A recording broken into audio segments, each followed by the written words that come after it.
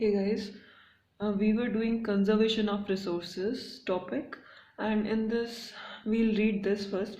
देखो इसमें इस बॉक्स में क्या गिवन है कि जो क्लब ऑफ रोम है उसने जो है पहली बार जब कॉन्फ्रेंस हुई होगी इंटरनेशनल लेवल पे तो पहली बार उसने कहा कि भाई हमें सिस्टमैटिक तरीका ढूंढना चाहिए जिससे हम जो है कंजर्वेशन अच्छे से कर सके।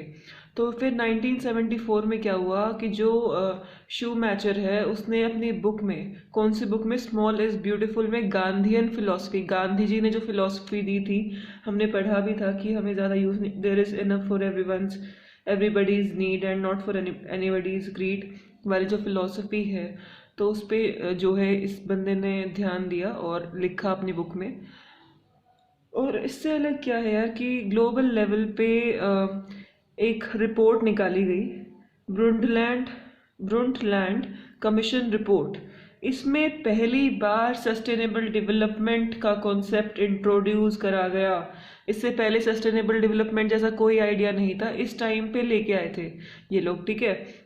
और फिर इन्होंने रिसोर्स कंजर्वेशन करने का सोचा और एक बुक पब्लिश करी जिसमें लिखा था आवर कॉमन फ्यूचर। किसके लिए थी? पूरे ग्लोब के लिए, पूरे वर्ल्ड के लिए थी आवर कॉमन फ्यूचर। इसमें सिग्निफिकेंट कंट्रीब्यूशन जो है कब इससे रिलेटेड कब कंट्रीब्यूशन करी गई कंजर्वेशन से रिलेटेड, जब ये सब चीज़ें निकल के आई 1992 में, जब सबमिट हुआ, मीटिंग हुई रियो डी जेनेरो पे ब्राज़ील में।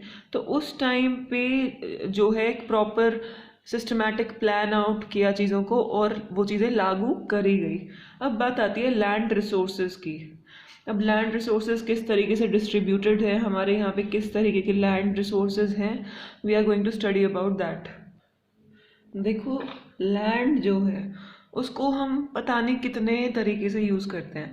अगर लैंड नहीं होती तो हमें हमें कोई भी रिसोर्सेज नहीं मिलते। सो लैंड होना एक बहुत बड़ी चीज़ है, अपने आप में ये एक नेचुरल, बहुत बड़ा नेचुरल रिसोर्स है। इसके बिना कोई भी चीज़ पॉसिबल ही नहीं थी यार। ज़मीन नहीं होती तो लाइफ कैसे पॉसिबल होती? वाइल्ड लाइफ हो, चाहे वो ह्यूमन लाइफ हो, चाहे वो, और या फिर नेचुरल प्लांट्स लाइफ हो ठीक है। सो कोई भी टाइप की लाइफ पॉसिबल नहीं है without land. So land is the most important natural resource, ठीक है। हम यहाँ पे इकोनॉमिक एक्टिविटीज़ करते हैं, ट्रांसपोर्टेशन, कम्युनिकेशन सिस्टम चलाते हैं, सब चीज़ें करते हैं। तो इसलिए हमें बहुत प्लान करते हुए, बहुत ध्यान से लैंड का इस्तेमाल करना चाहिए क्योंकि ये हमारे लिए बहुत इम्पोर्टेंट है। अब हमारी जो कंट्री है इंडिया, इसमें बहुत टाइप के लैंड फॉर्म्स हैं कि यहाँ पे माउंटेन्स भी हैं, प्लेट्यूज भी हैं, प्लेन्स भी हैं, आइलैंड्स भी हैं। तो सब तरीके की चीज़ें इंडिया में अवेलेबल है। 43% जो लैंड है इंडिया का वो हमारा प्लेन एरिया है जहाँ पे इजीली एग्रीकल्चर पॉसिबल है और वहाँ पे इंडस्ट्रीज़ भी काफ़ी सारी सेटअप है हमारी। और माउंटेन्स 30% है इंडिया में, ठीक है। और माउंटेन्स के थ्रू ही हम इंश्योर कर पाते हैं क्या? Perennial flow. कुछ रिवर्स का पेरिनियल फ्लो होता है, मतलब पूरे साल वो रिवर्स फ्लो करती रहती हैं। तो टूरिज्म भी माउंटेन्स की वजह से, टूरिज्म और इकोलॉजिकल एस्पेक्ट्स को भी हम ध्यान अच्छे से, मतलब ध्यान दे पाते हैं। 27% जो एरिया है हमारी कंट्री का वो प्लेट्यू रीजन है। देखो, 43% प्लेन एरिया है, 30% हमारा माउंटेन्स हैं एंड 27% प्लेट्यू एरिया है, जिसके अंदर प्लेट्यू जो होता है वो इस टाइप से होता है, माउंटेन ही होता है लेकिन ऊपर से फिर ये फ्लैट ऐसे हो जाता है, माउंटेन्स में ऐसे जाता है, राइट। सो प्लेट्यू जो रीजन होता है वहाँ पे मिनरल्स बहुत ज़्यादा अच्छे होते हैं, रिच अमाउंट होता है मिनरल्स का, एंड फॉसिल फ्यूल्स और फॉरेस्ट वगैरह अच्छे होते हैं। कहाँ पे? प्लेट्यूज पे। तो हम लैंड यूटिलाइजेशन देखेंगे किस तरीके से है। तुम ये ग्राफ भी यूज़ कर सकते हो, इस टाइप का जो है तुम पाई चार्ट बना सकते हो, ओके। अलग अलग नाम रखे हुए हैं लैंड्स के। एक लैंड है जो फॉरेस्ट एरिया है, कुछ लैंड्स हैं जो कल्टीवेशन के लिए नहीं होती तो उनको हम बैरन वेस्ट लैंड बोल देते हैं क्योंकि उस पर कुछ काम नहीं हो रहा है। उससे अलग है कि जो लैंड जो एग्रीकल्चर पर्पज़ के लिए यूज़ नहीं हो रही तो वहाँ पे हम बिल्डिंग्स बना लेते हैं, रोड्स, फैक्ट्रीज, ये सब चीज़ें सेटअप हो जाती हैं। और दूसरी अनकल्टिवेटेड लैंड जो होती है इनसे अलग, उसको मतलब फैलो लैंड को हटा के। तो फैलो लैंड क्या होती है गाइस? जो लैंड हमने मान लो थोड़े टाइम के लिए उस पर एग्रीकल्चर का वर्क हुआ था लेकिन फिर हमने उसको छोड़ दिया ताकि वो अपनी फर्टिलिटी दोबारा गेन कर ले और वो लूज़ ना करे, क्योंकि अगर हम ज़्यादा लंबे समय तक सेम एग्रीकल्चर लैंड को यूज़ करते रहते हैं तो उसकी जो फर्टिलिटी है वो कम हो जाती है, तो उसको हमें थोड़े टाइम के लिए जो है खाली छोड़ना पड़ता है सो दैट उसकी फर्टिलिटी मेंटेन्ड रहे।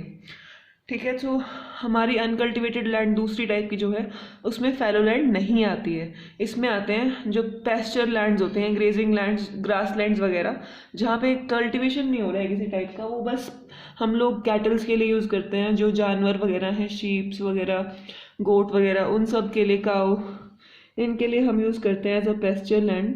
और लैंड जो बहुत सारे मिसलेनियस ट्री क्रॉप्स जहाँ पे ग्रो होते हैं, not included in net sown area. Net sown area में ये इंक्लूड नहीं होते हैं। Net sown area kind of कि जहाँ पे जिसमें हम एग्रीकल्चर कर रहे हैं, वो इसमें जो लैंड ट्री क्रॉप्स वाले जो ग्रोव्स हैं जो नेट सोन एरिया में इंक्लूड नहीं होते हैं, वो इसमें आएंगे अनकल्टिवेटेड लैंड में। एंड कल्चरेबल वेस्ट लैंड, जो एग्रीकल्चरल लैंड 5 साल से ज़्यादा जिस पे कल्टीवेशन नहीं हुई है, उसको भी हम अनकल्टिवेटेड लैंड के अंदर डालेंगे। ऑलराइट, फैलो लैंड्स क्या होती है कि current fallow left without cultivation for 1 और लेस देन 1 ईयर, 1 या 1 साल से कम जो एग्रीकल्चर के बिना ऐसे ही छोड़ देते हैं, उसको हम इसमें फैलो लैंड्स में डालेंगे। उससे अलग करंट फैलो जो 1 से 5 साल के बीच में हम अनकल्टिवेटेड छोड़ते हैं, वो भी फैलो लैंड में। 5 साल से ऊपर हो गए तो वो हमारा अनकल्टिवेटेड लैंड में ही आ जाएगा, लेकिन 1 से 5 साल के बीच में अगर हमने किसी टाइप का क्रॉप नहीं ग्रो किया उस एग्रीकल्चरल लैंड पे, तो वो हमारा फैलो लैंड के अंदर ही आएगा। Net sown area, area sown more than once in an agricultural, so net sown area क्या है हमारा, वो एरिया जहाँ पे हम एक बार से ज़्यादा खेती करते हैं पूरे साल में। ठीक है, plus net sown area is known as, इसको हम और क्या बोल देते हैं, ग्रोस क्रॉप्ड एरिया। इसको ध्यान रखना, ग्रोस क्रॉप्ड एरिया भी बोल देते हैं नेट सोन एरिया को। अब आता है land use pattern in India. India में किस तरीके से हम लोग लैंड का यूज़ करते हैं। तो यूज़ हम कैसे देखते हैं कि हमारे लैंड्स कैसे यूज़ हो रहे हैं, फिजिकल फैक्टर्स पे डिपेंड करते हैं कि भाई वो एरिया कैसा है, प्लेन एरिया है, माउंटेन का एरिया है, टोपोग्राफी ये होती है, क्लाइमेट कैसा है वहाँ का, सोइल किस तरीके की है वहाँ की, और ह्यूमन फैक्टर्स, वहाँ ज़्यादा लोग रहते हैं नहीं रहते हैं, क्या सीन है। ठीक है, जैसे पॉपुलेशन डेंसिटी कितनी है, टेक्नोलॉजिकल कैपेबिलिटी, वहाँ पे टेक्नोलॉजी कितनी कारगर है कितनी नहीं है, कल्चर किस टाइप का है, ट्रेडिशंस किस टाइप के लोग फॉलो करते हैं, उससे भी काफ़ी फ़र्क पड़ता है according to the use of land. And total जो जोग्राफिकल एरिया है इंडिया का, पूरे इंडिया का, ये मानो इंडिया है, ठीक है, तो ये पूरा एरिया, इसको हम टोटल एरिया बोलते हैं। ये कितना है, 3.28 मिलियन स्क्वायर किलोमीटर है। लैंड यूज जो डेटा है उसमें ये चीज़ दी हुई है कि 93% हमारा जो जोग्राफिकल एरिया है,